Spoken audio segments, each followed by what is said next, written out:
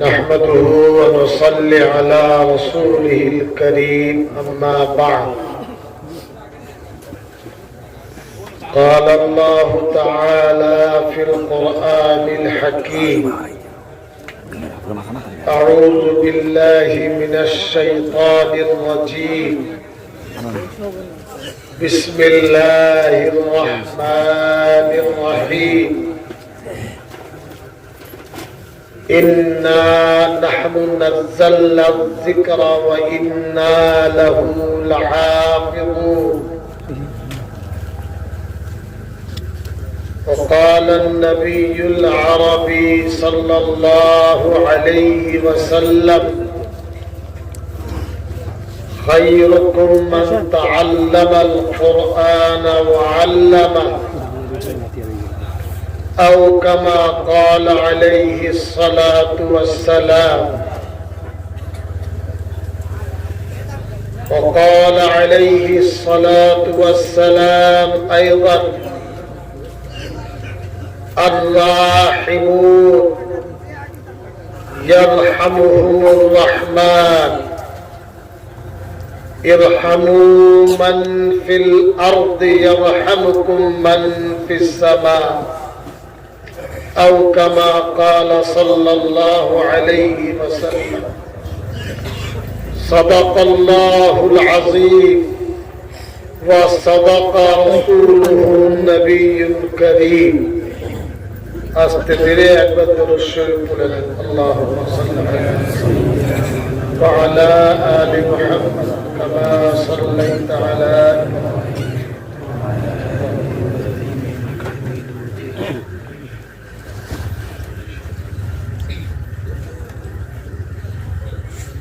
मुअज़्ज़ज़ उलमाए किराम बुजुर्ग भाई बंधु ছেলে ছোট ভাইয়েরা আমরা আজকে উপস্থিত হয়েছি কথা বুঝতে পারছেন জামিল উলুম নাকি জামিউল উলুম এই যে মেদাল মাদ্রাসা তার উন্নতি করবে প্রথমে এই বিষয়ে আমি কিছু আলোচনা আপনাদের সামনে করিনি কোরআনে কারীম আল্লাহ রাব্বুল আলামিনের পবিত্র কিতাব যে কিতাবের মধ্যে কোনো ভুল নেই কোনো ত্রুটি নেই পৃথিবীতে বহু লেখা বহু বই নকল হয় না হয় না কিন্তু কোরআনে কারীম এমন কিতাব যার কোনো সংশোধন নেই আল্লাহ বলেন যালিকাল কিতাবু লা রাইবা ফীহি আমার এই পবিত্র কিতাবে কোনো সন্দেহ নেই কোরআন মাজিদ আসমানে আল্লাহ রাব্বুল আলামিন লৌহে মাহফুজ সংরক্ষিত একটি ব্যবস্থাপনা সেখান থেকে দুনিয়ার নিকটতম প্রথম আসমানে 30 পারা কোরআন অবতীর্ণ করেছিলেন আর নিকট আসমান থেকে নবীজি সাল্লাল্লাহু আলাইহি সাল্লাম পর্যন্ত 23 বছরে কোরআন মজিদ এসেছে কত দিনে আপনি আমি যারা আছি সবাই কিছু না কিছু লেখাপড়া শিখেছি কিন্তু আমাদের দয়ার নবী সাল্লাল্লাহু আলাইহি সাল্লাম দুনিয়ায় কোন মানুষের কাছে লেখাপড়া শিখে কেন আব্বা আম্মা চাচা দাদা শিক্ষকের কাছে লেখাপড়া শিখলে তার প্রভাবটা ছাত্রের উপরে পড়ে না ছেলে তার বাপের পথ চলে শিক্ষক যেমন শেখায় তেমনি চলে কিন্তু নবীজি সাল্লাল্লাহু আলাইহি সাল্লামকে আল্লাহ উম্মি করলেন। উম্মির মানে হলো দুনিয়ার জগতে তিনি পড়ুয়া নন, কোন মাস্টার মশাই নেই, অথচ ইলম দিয়ে গেলেন। আল্লাহ রাব্বুল আলামিন মাতৃ গর্ভে যখন নবীজি ছিলেন, তার আব্বাকে দুনিয়া থেকে তুলে নিলেন, আম্মা জানকে তুলে নিলেন সামান্য বয়সে। এরপরে চাচা যান, দাদা যান আব্দুল মুত্তালিব, চাচা যান আবু তালিব, একে একে সব আল্লাহ রাব্বুল আলামিন নবীজির দায়িত্ব নিলেন। কে? যিনি সারা পৃথিবীর খালিক। আমার প্রিয় নবীকে আমি শেষ নবী রূপে দুনিয়ায় প্রেরণ করব, অতএব তার লালন পালন মানুষের হাতে। নবীজি সাল্লাল্লাহু আলাইহি সাল্লামের 4 টাইমস বুকের অপারেশন হয়েছে, যাকে বলে শক্কে সদর। কি বলে? সাহাবায়ে কেরাম বলতেন, নবীজি সাল্লাল্লাহু আলাইহি সাল্লামকে যখন খালি গায়ে আমরা দেখতাম, তো বুকের উপরে সেলাই করা দাগ। 4-5 বছরের বয়স, তার দুধ মা হযরত হালিমা সাদিয়া রাদিয়াল্লাহু আনহার ছেলের সাথে খেলা করছেন। তো দেখতে পাচ্ছেন একজন মানুষের বেশে নবীজিকে নিচে মাটিতে শুয়ে দিয়েছে আর বুকটা চেরাই করছে। হযরত হালিমা সাদিয়ার ছেলে দৌড়তে দৌড়তে নবীজির কাছে, মায়ের কাছে এসে বলছে, আমার ভাইকে কেউ বুক চিরে দিয়েছে, এই অবস্থা। ততক্ষণ কাজ শেষ হয়ে গেছে।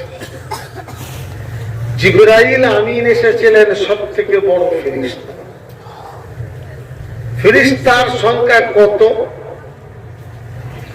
এই যে বাইতুল মামুর কাবা শরীফের উপরে প্রথম আসমানে যে মসজিদ আছে, ফেরেশতাদের একবার নামাজ পড়লে ফেরেশতারা দ্বিতীয়বার নামাজ পড়ার সুযোগ পান না। কত ফেরেশতা পান? কবার? একবার চান্স পান, তারপর আর 8 কোটি মানুষ, 800 কোটি, 2 জন করে ফেরেশতা, কত হবে? যে 1600 কোটি। মরণের ফেরেশতা, পানির ফেরেশতা, লৌহে কালামের ফেরেশতা, অসংখ্য। আমি ওদিকে আর যাব না।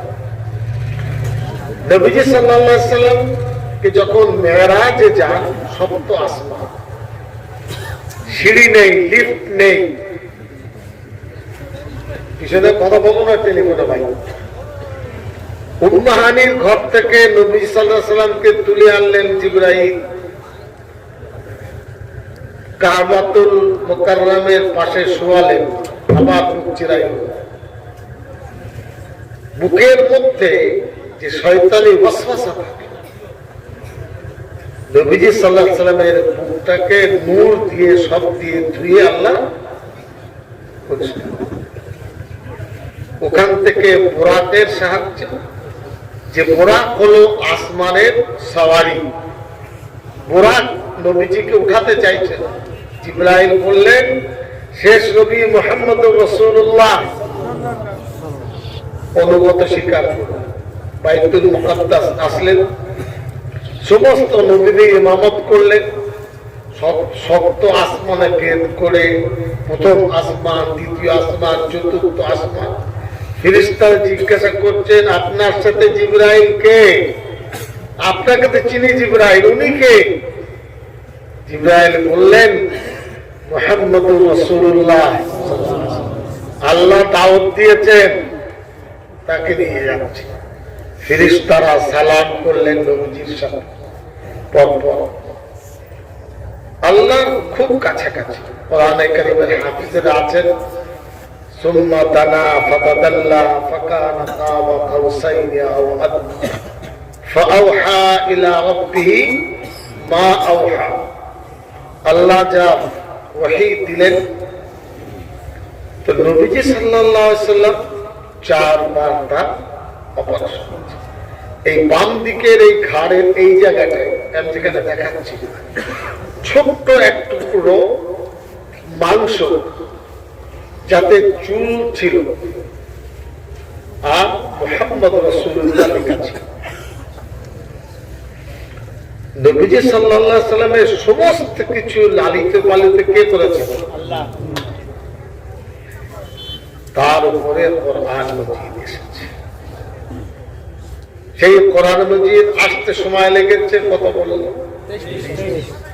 13 বছর কেটেছে মক্কা মুকাররমা, 10 বছর কেটেছে মদিনা তাইয়্যিবায়। এখানে অনেক বুদ্ধিমান মানুষ সময় পেয়েছেন কেবল 10 বছর। ক বছর?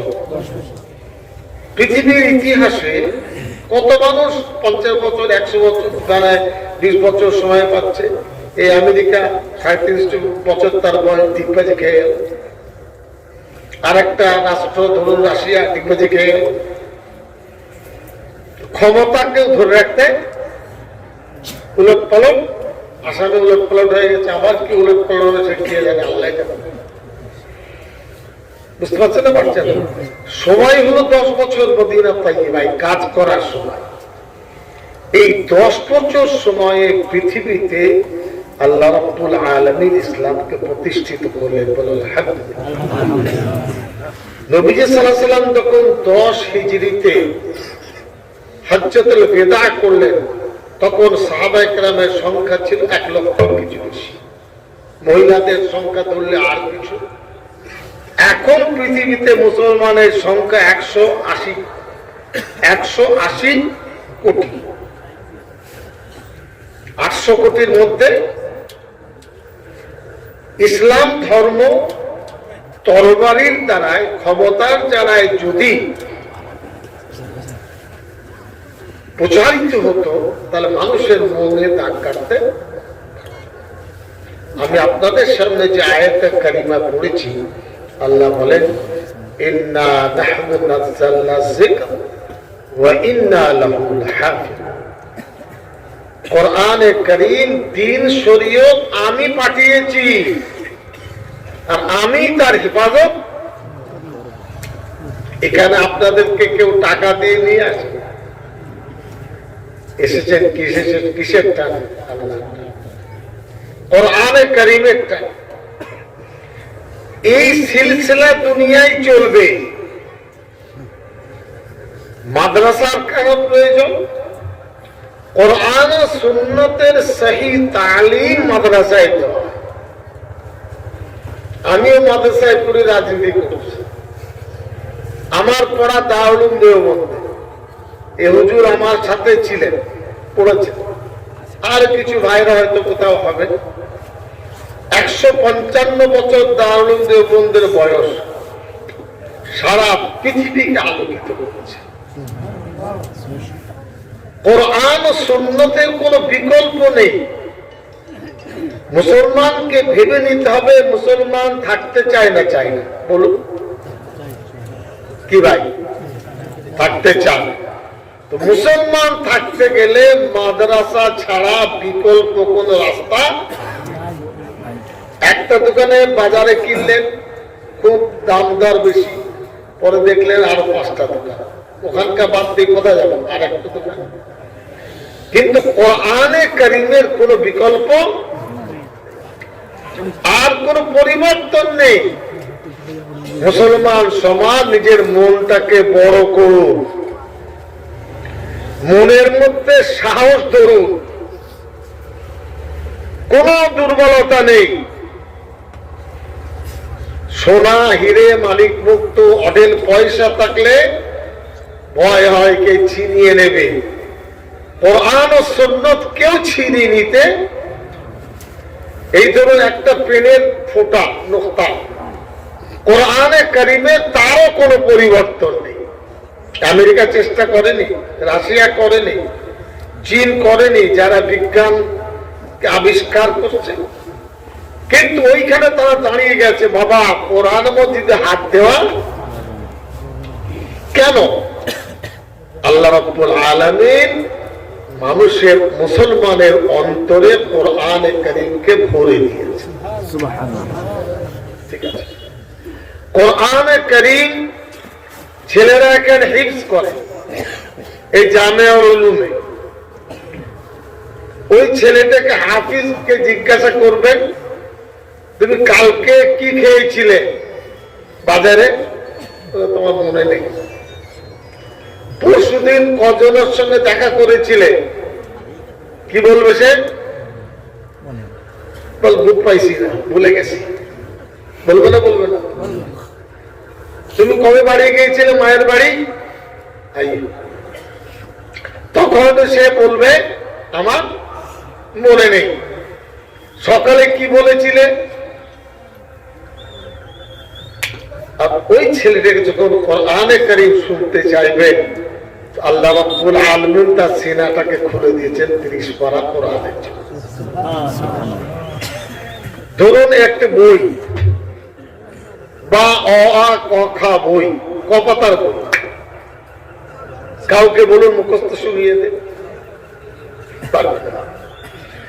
যে লোকটি সায়েন্সের উপর বই লিখেছে 500 পৃষ্ঠা, ওই মুখস্থ শোনাও।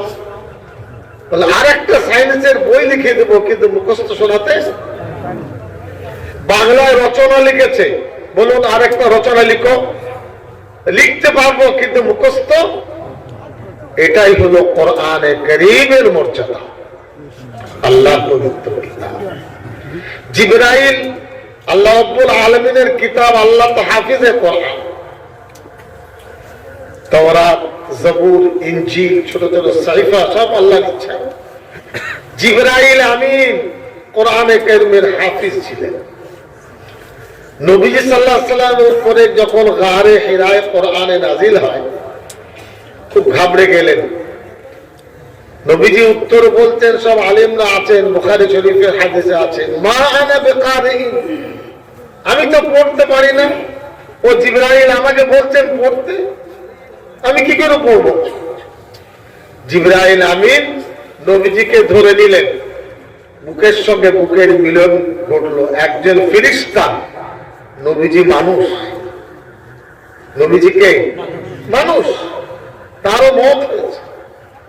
একবার ছেড়ে দিলেন, আবার বলছেন পড়ো, এর করা। মা আনা বিকারে, উত্তর দিচ্ছেন আমি তো পড়া নই, পড়িনি, আমি কি করে পড়বো? তিনবার জিবরাইল আমিনের সাথে নবীজির বুকে মেলবন্ধন হলো। তৃতীয়বারে নবীজি পড়তে শুরু করলেন, কি পড়বো? ইকরা বিসমি রাব্বিকাল্লাযী খালাক। অন্ধকার জামানার প্রথম সবক আল্লাহ দিলেন, তুমি পড়ো কার নামে? বিসমি রাব্বিকাল্লাযী খালাক, যে আল্লাহ তোমাকে সৃষ্টি করেছেন তার নামে পড়া শুরু করো। মায়ের নামে নয়, বাপের নামে নয়, দুনিয়ার নামে নয়, অলংকারের নামে নয়, ভিটে মাটির সম্পত্তির নামে নয়, যে রব্বুল আলামিন তোমাকে পয়দা করেছেন তার নামে তুমি পড়া শুরু করো। নবীজি পড়তে লাগলেন, ওহী নাযিল করে জিবরাইল চলে গেলেন। একটা ঘটনা শুনিয়ে দিই। নবীজি সাল্লাল্লাহু আলাইহি ওয়াসাল্লাম জিবরাইলকে সচক্ষে দেখেছেন। হঠাৎ একদিন নবীজি সাল্লাল্লাহু আলাইহি ওয়াসাল্লামের দরবারে হযরত ওমর ফারুক রাদিয়াল্লাহু আনহু সহ কয়েকজন বসে আছে। হঠাৎ একজন ধবধবে সাদা কাপড় পরে একজন এসেছেন। বাইরে থেকে আসলে ধুলো বালি একটু লেগে যায়, কাপড় লাগে না? বাড়িতে কাপড় পরে জুমার দিনে মসজিদে যেতে যেতে একটু ধুলো। কিন্তু যে এসেছেন নবীজির দরবারে সাল্লাল্লাহু আলাইহি ওয়াসাল্লামের দরবারে, কোন কাপড়ে সফর করা যাতায়াতের কোন দাগ, সকলে অবাক, এ কোনদিন থেকে দেখিনি আমরা। যাই হোক, নবীজি সাল্লাল্লাহু আলাইহি ওয়াসাল্লামের কাছে বসলেন, ঈমান ইয়াকিনের শিক্ষা দিলেন, দিয়ে চলে গেলেন। নবীজি সাল্লাল্লাহু আলাইহি ওয়াসাল্লাম বলতেন, সাহাবায়ে কেরামকে বুঝতে পারলেন কে এসেছিলেন? বললেন না, বলে জিবরাইল আমিন এসেছিলেন। এসেছিলেন সাদা পোশাক পরে। আলেমরা সাদা পোশাক পরে কেন? জিবরাইল আমিন দুনিয়ায় সাহাবীরা কেরামের কাছে, নবীজির কাছে সাদা পোশাক, আল্লাহর দরবার থেকে সাদা পোশাক নিয়ে এসেছেন। জিবরাইল আমিন যখন চলে গেলেন, নবীজি সাল্লাল্লাহু আলাইহি সাল্লাম বাড়িতে আসলেন। হযরত খাদিজাতুল কুবরা রাদিয়াল্লাহু আনহা, নাম শুনেছেন না শুনেননি? কে? আমাদের মা। মুসলমান জানেন মেয়েদেরকে পুরুষরা অবহেলা করে, মেয়েদের বুদ্ধি নেয় না, মেয়েদেরকে তুচ্ছ তাচ্ছিল্য করে।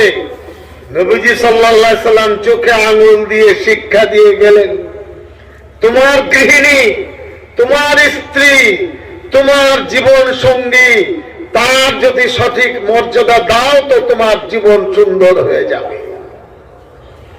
আজ কি দেখছি, বালিশ চাপা দিয়ে বউকে মেরে দিচ্ছে, আর একটা প্রেমে পড়েছে। বাইরে গল্প করবে আর বাড়িতে আসলে মেজাজ কি হবে? 90 ডিগ্রি ঘুরে যাবে। এটা মুসলমানের সিফাত নয়। ওই স্বামী ভালো যে বউয়ের কাছে ভালো, বাইরের লোক ভালো বললো না বললো কি যায় আসে, বউ যাকে ভালো বলে। নবীজি সাল্লাল্লাহু আলাইহি সাল্লাম খাদিজাতুল কুবরা রাদিয়াল্লাহু আনহাকে বললেন, জাম্মিলুনি জাম্মিলুনি, হে খাদিজা। ওগো নবী বলেন, আমার খুব ঠান্ডা লেগেছে, আমি খুব ঘাবড়ে গেছি। বিছানায় শোয়ালেন, কম্বল চাদর কিছু দিলেন, কাছে বসলেন। কি হয়েছে আমার, কেন ঘাবড়াচ্ছেন? স্ত্রী জিজ্ঞেস করছেন। বাবু, নবীকে সান্ত্বনা দিচ্ছেন মহিলা, প্রথম ঈমান এনেছেন মহিলা, মায়েদের কত মর্যাদা। তখন নবীজি বলছেন, আমার কাছে জিবরাইল এসেছেন, ওহী নাযিল করেছেন, এই আয়াতগুলো আল্লাহর কালাম, আমি যা কোনোদিন শুনিনি। বলে কোনো ঘাবড়া না, সান্ত্বনা দিচ্ছেন। বলে আপনি তো মানুষের খিদমত করেন, দুঃখ দরদে মানুষের পাশে না, আপনি মানুষের কাছে খুব ভালো কাজ করেন, আল্লাহ আপনাকে কোনোদিন লজ্জায় ফেলবে না,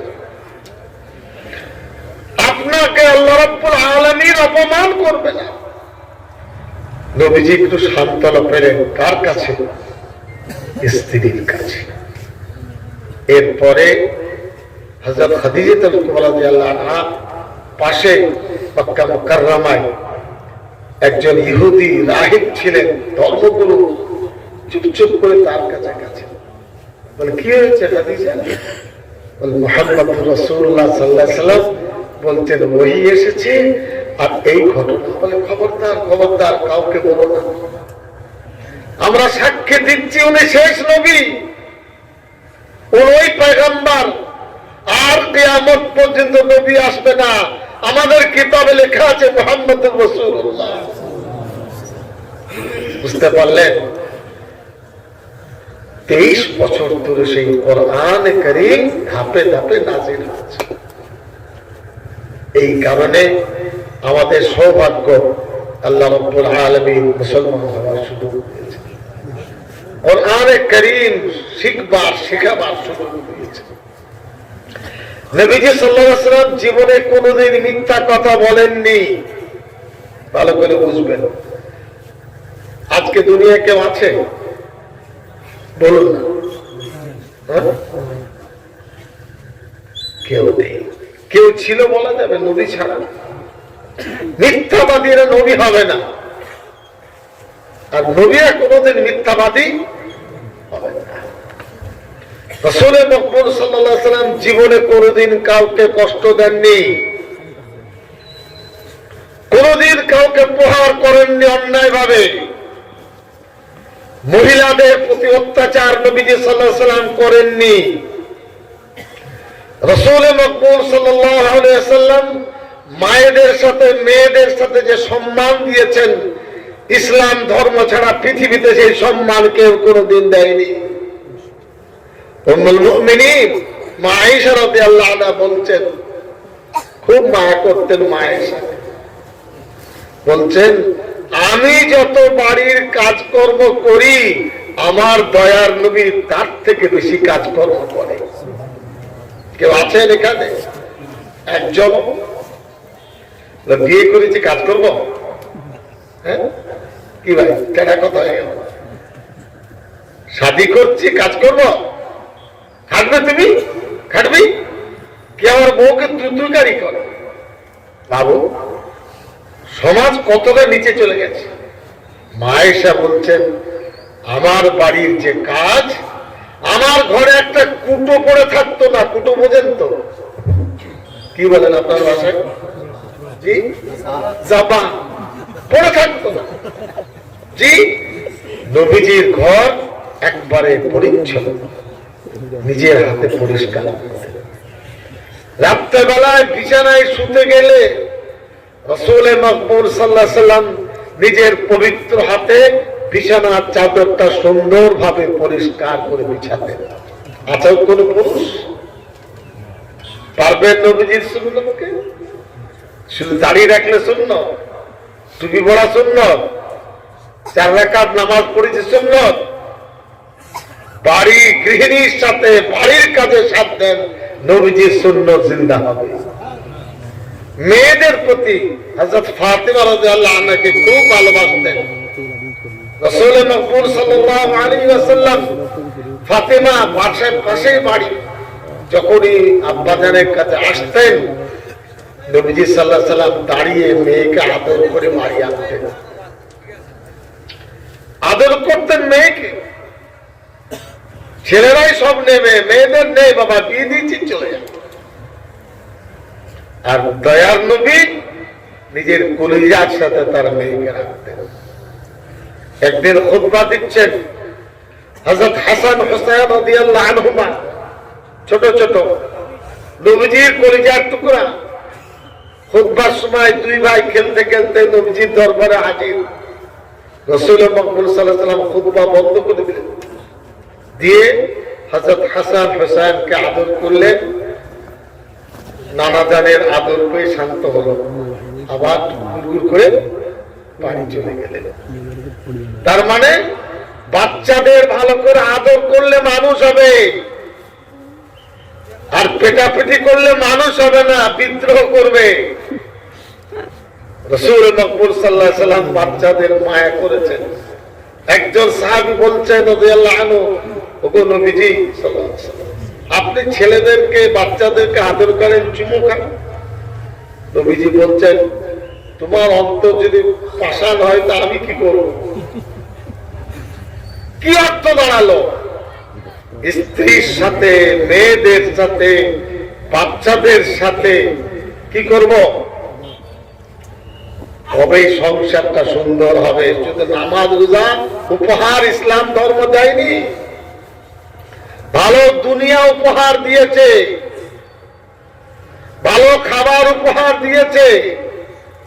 নবীজি সাল্লাল্লাহু আলাইহি ওয়াসাল্লাম আতর ব্যবহার করতেন, ভারতবর্ষের উদ ব্যবহার করতেন, আগর আতর আগর। জি নবীজির ঘরে ব্যবহার। হযরত আবু আইয়ুব রাদিয়াল্লাহু আনহু আনসারী, তিনি নিজের হাতে একটা খাট তৈরি করে দিয়েছিলেন।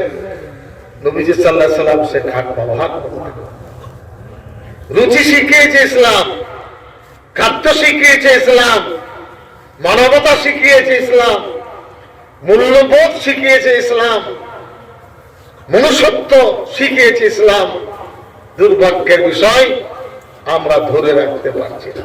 থানায় যাবেন করিমগঞ্জে, এসপির অফিসে দাগি আসামিদের তালিকা বড় বড়, আমি তো মন্ত্রী জানি, বলে স্যার কিতা কইতাম, সব লিস্ট করা আছে, আব্দুর রহিম, আব্দুল করিম। লজ্জায় মাথায় কি অপরাধ করে না মুসলমান? যদি সচ্চা মুসলমান হয়, দুনিয়ায় কারোর শক্তি নেই মুসলমানকে পরাজিত করা। সচ্চা পাক্কা মুসলমান হলে দুনিয়ায় কোনদিন আল্লাহ তাকে বেইজ্জত করবে না। কোরআনে কারীম তার একটা বিশেষ মর্যাদার কথাই বলছে, কাল, পাত্র, ক্ষেত্র, ব্যক্তি। কি বললাম? কাল, পাত্র, ক্ষেত্র, আর কি এর মর্যাদা। আদম আলাইহিস সালাম থেকে দুনিয়া শুরু, কিন্তু নবীজির জামানা হলো খায়রুল কুরুনি কারনি। হাদিস আমার যুগ হলো সবথেকে, কেন? কোরআনে কারীমের কারণে নবীজির যুগ হলো শ্রেষ্ঠ। নবীজি হলেন শ্রেষ্ঠ নবী কোরআনে কারীমের মর্যাদার কারণে। যে ছেলে হাফিজ হয়, আব্দুল করিম আব্দুল রহিম বলে, যেদিন পাগড়ি পায় হাফেজ সাহেব। মাদ্রাসার কারণে এলাকায় বরকত হয়, পুকুরের মাছে বরকত হয়, ফসলে বরকত হয়। মাদ্রাসার কারণে এলাকায় রহমত ছড়িয়ে যায়। কাল পাত্র ক্ষেত্র দ্বীনে ইলমের কারণে তাকে আল্লাহ মর্যাদা দান করে, মানুষের অন্তরে ভালোবাসা দান করে, রিজকের মধ্যে উসাত দান করে। মাসার ছেলেরা একবেলা ডাল খায়, সবজি খায়, ভাত খায়, কিন্তু আল্লাহ রাব্বুল আলামিন দুনিয়া এবং আখিরাতে তাদের মর্যাদা দিয়েছেন। যে ছেলে হাফেজে কোরআন হয়, দুনিয়াতে আমরা পাগড়ি দিই, ময়দানে মাহশারে কিয়ামতের দিনে হাফিজের আব্বাজানের মাথায় নূরের মুকুট পরিয়ে দিবেন ফেরেশতা। কার মাথায়? আব্বা হাফিজ নয়, সে দাড়িওয়ালা ছিল, কে দাড়িওয়ালা নেই, আল্লাহর কাছে প্রশ্ন নেই। আল্লাহর কাছে প্রশ্ন, ওই বাপের সে সন্তান, ছেলের রক্ত বাপের রক্ত, বাপের রক্ত ছেলের রক্ত। ময়দানে মাহশারে নূরের তাজ, লোকে তাকিয়ে দেখবে আপনি কে ভাই, এত মর্যাদা। বলবেন এটা হলো হাফিজে কোরআনের আব্বাজান। কোরআনে কারীমের মর্যাদা আজ অন্য কোনো ওয়াজ করছে না। পলিটিক্যাল মাদ্রাসাকে বুক দিয়ে ভালোবাসবে, কেউ দিয়েছে কেউ দেননি, আলাদা। মাসে 2000 টাকা উপার্জন করেন, 20 টাকা মাদ্রাসায় দেবেন। কি এমন আছে যে মাসে 2000 উপার্জন করেন? আছে কেউ? বলুন। 5000 উপার্জন করেন, 100 টাকা করে দেবেন, গায়ে লাগবে না। মাসে 1200 টাকা দিতে পারবেন। ছাত্ররা খাওয়া দাওয়া করেন, শাকসবজি তৈরি করলে শাকসবজি পাঠিয়ে দেবেন। আমার বাড়িতে কোলাম কোরমা পোলাও হবে, আর নবীজির মেহমান খেতে পাবে না, এটা কি হতে পারে? বাড়ির বিয়ে শাদী উৎসব, মাদ্রাসার ছাত্রদের আমরা ভাই ডাল রুটি খেয়ে মানুষ হচ্ছে। মমতা ব্যানার্জি সরকারের মন্ত্রী আছে, কিন্তু আমাদের পুঁজি ইলমে দ্বীন, আল্লাহ ফজল এবং ইহসান, আলিমকে ভালোবাসো, উলামাদের ভালোবাসো। মাদ্রাসাকে বাঁচিয়ে রাখতে হবে। আপনাদের সরকার কি করছে আমার জানা নেই, আমাদের আওয়াজ বহু দূরে যাবে। ভারতবর্ষের সংবিধান স্বীকৃতি দিয়েছে মাদ্রাসা। সংবিধানের 29 নম্বর ধারা, 30 নম্বর ধারা, 25 নম্বর ধারা, আর্টিকেল ফান্ডামেন্টাল রাইটস, মৌলিক অধিকার কি আছে? সংখ্যালঘু সমাজ তার ধর্ম, তার পরিচয়, তার জন্য তারা প্রতিষ্ঠান করবে, কোন সরকার তাদের হস্তক্ষেপ করতে পারবে না। কোথায় আছে? ভারতে। এত ভাববেন না যে আসামের মানুষ একা আছেন, সারা ভারতের মানুষ আপনাদের সাথে আলহামদুলিল্লাহ আছে। প্রসঙ্গ নয়, তবু আমি বলছি, এনআরসি ইনশাল্লাহ হবে না। হাতির পা দেখেছেন? 4টে পা, কাদায় পড়ে গেলে আপনার কাদা না পা কি বলেন আপনারা? কাদা। কাদায় যদি 4টে হাতির পা পড়ে তো কি হবে? ডুববে না উঠবে? তো ওই রকম এনআরসি 4টে পা, এখন এবার দেহটা ডুবছে, বরং দেখাচ্ছে, বরং কিচ্ছু হবে না। বুঝতে পারছেন না? আল্লাহ জলিল করবেন। তারা ভারতবর্ষের অধিকর্তা, এর কি জায়গা? দেশের মানুষ আমরা, তুমি গাছ দেবে, এসব ইনশাল্লাহ চলবে না। এতগুলো ভুল তারা করেছে কেন্দ্র সরকার। এটা প্রসঙ্গ নয়, তবু বলে যাচ্ছি, জুলম আল্লাহ কারো বরদাস্ত করে, সততা বর্তায়। হিন্দু নেতাও যদি হয়, সে যদি ভালো কাজ করে, আল্লাহ তাকেও পছন্দ।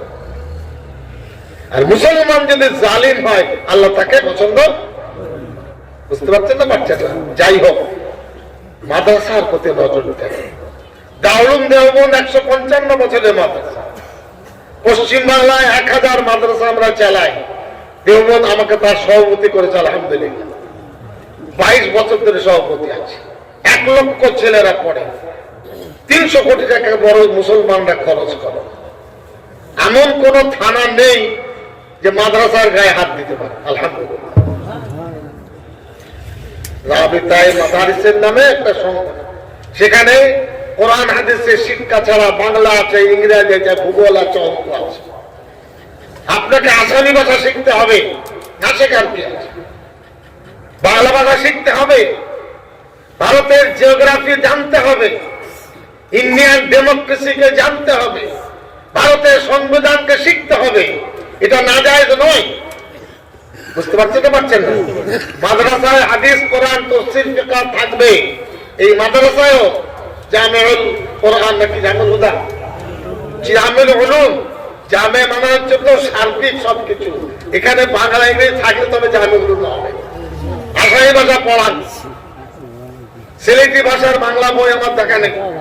বাংলায় আপনারা কথা বলেন, কথা খরচ খাইছি যাইছি এটা বলেন, সেটা ঠিক আছে, কিন্তু বাংলার সাথে বাংলা পড়ান ছেলেদের।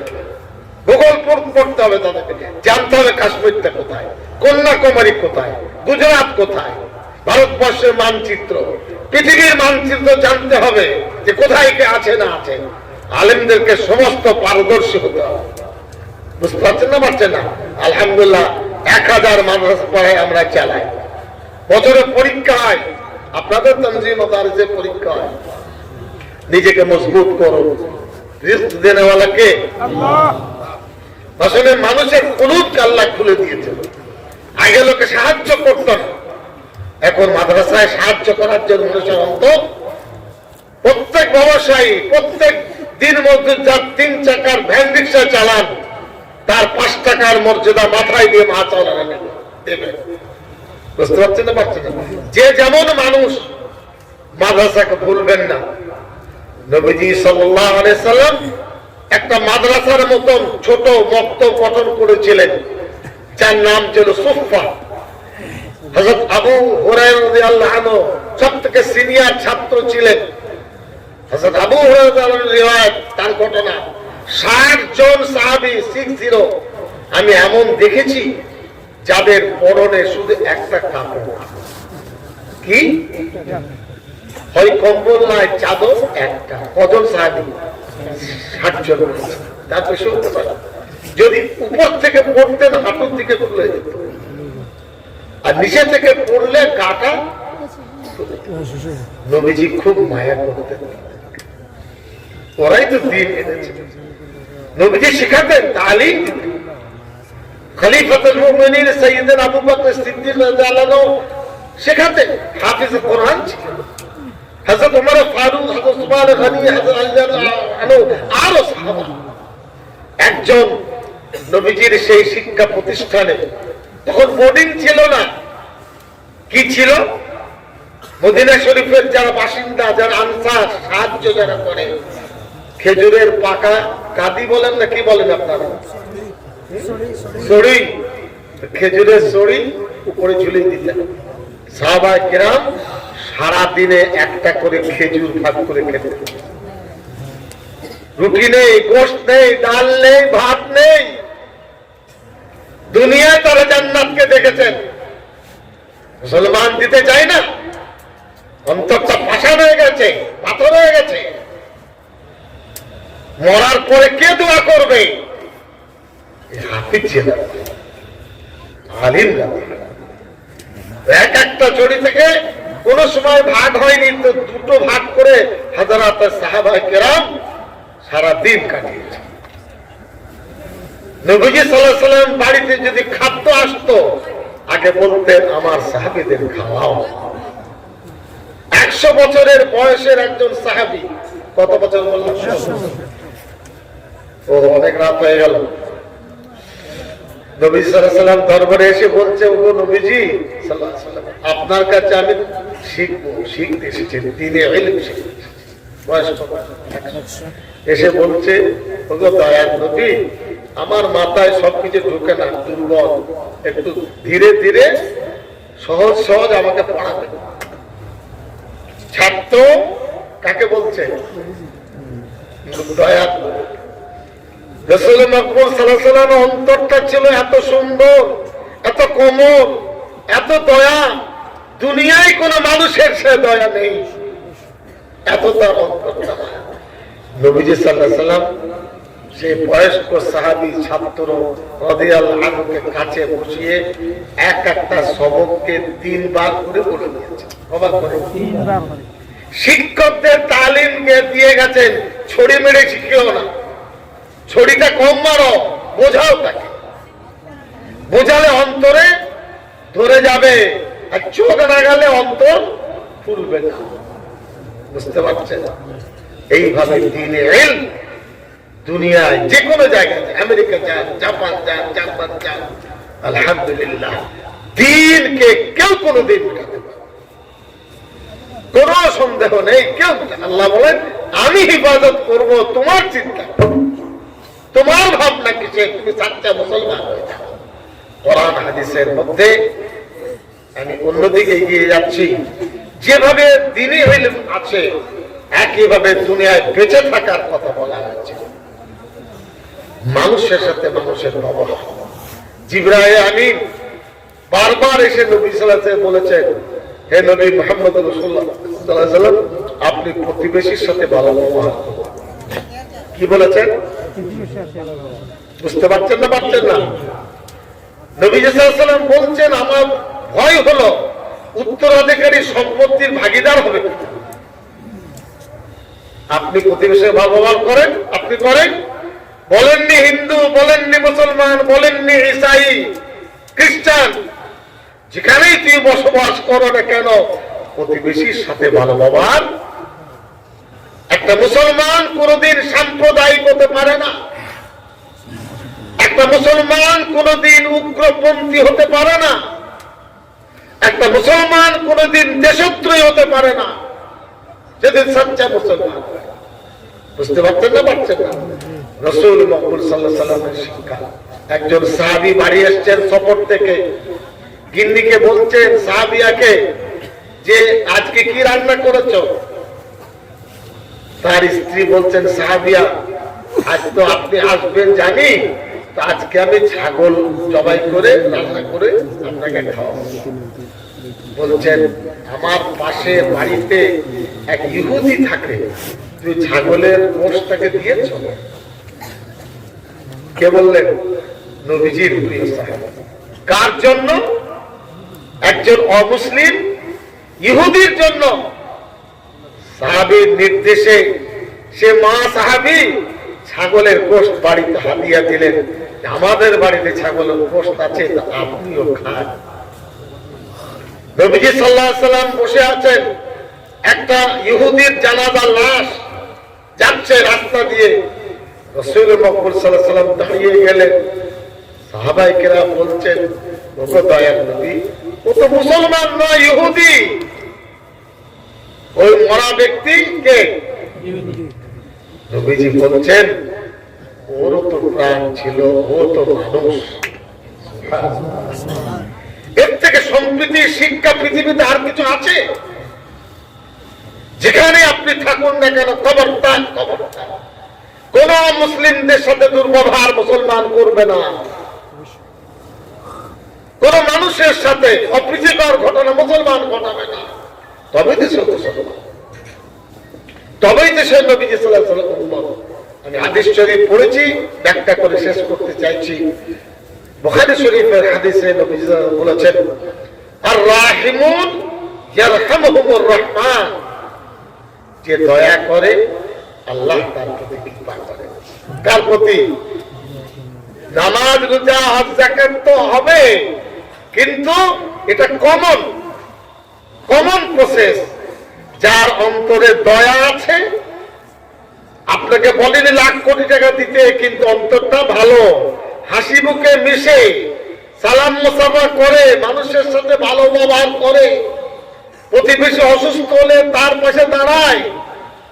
নবী সাল্লাল্লাহু বলছেন যে দয়া করে আল্লাহ। তারপরে নির্দেশবাচক শব্দ, ডাইরেক্টিভ ওয়ার্ড, আমরা সেটা ইরহামু মান ফিল আরদ ইয়ারহামুকুম মান ফিস সামা। এ দুনিয়ার মানুষ, দুনিয়ার মানুষের প্রতি দয়া করো, আসমানওয়ালা তোমার প্রতি দয়া করবে। আজকে জলসা সার্থক হবে মনটাকে মায়া দয়ার জন্য খুলে দিন। মানুষ মারা গেলে যেন বলে যে লোকটি খুব ভালো মানুষ, এরকম দয়ালু মানুষকে দেখতে পাইনি, এরকম লোক দেখা যায় না।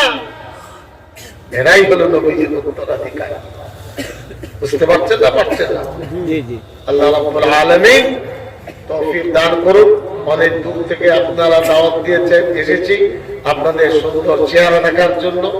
আর আমার শ্বশুর রহমতুল্লাহ তাহের সাহেবের পরিচয় আব্দুল আসাদ মাদিনী সাহেবের সাথে এসেছি। জমিয়তুল উলামাহীন সব থেকে বড় সংগঠন, বিশ্বস্ত সংগঠন, কমকে কোনোদিন ধোকা দেয়। আমাদের পশ্চিমবাংলায় প্রায় ধরে নেন 15 থেকে 18 লক্ষ সদস্য। কলকাতা শহরে আমরা যখন সভা ডাকি, এক সপ্তাহ যে 5 লক্ষ 7 লক্ষ মানুষ। আলহামদুলিল্লাহ। এই যে কৃষি আইনের বিরুদ্ধে আমরা হাই রোড জাম করেছিলাম, আপনারা পারবেন, আপনাদের এখানকার পুলিশের তেরা, মানুষের তেরা। 3.5 ঘন্টা আমরা রোড জাম করেছিলাম, 3.5 ঘন্টা। আপনারা কাগজে দেখেছেন, শুনেছেন। আল্লাহ ইহসান। আমি নিজে দিল্লি গিয়েছিলাম, গাজীপুর বর্ডারে।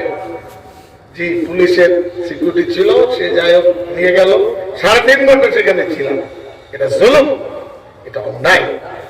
90 কোটি মানুষ কৃষির সঙ্গে যুক্ত, খাদ্যের সঙ্গে যুক্ত, কেউ না কেউ বলো নেই। এই কথা পরিষ্কার ভাবে বলে দিচ্ছি, জুলুম এবং অহংকার যদি কারোর থাকে, তার বরবাদী কেউ কোনোদিন। খবরদার জুলুম করবে, অহংকার। বুঝতে পারছেন না? পারছেন না? আর মানুষের মনে কষ্ট দেবেন না, সহ্য করবেন, আল্লাহ আপনাকে উদ্ধার করবেন। আর জুলুম করলে আল্লাহর সঙ্গে লড়াই শুরু হয়ে যাবে।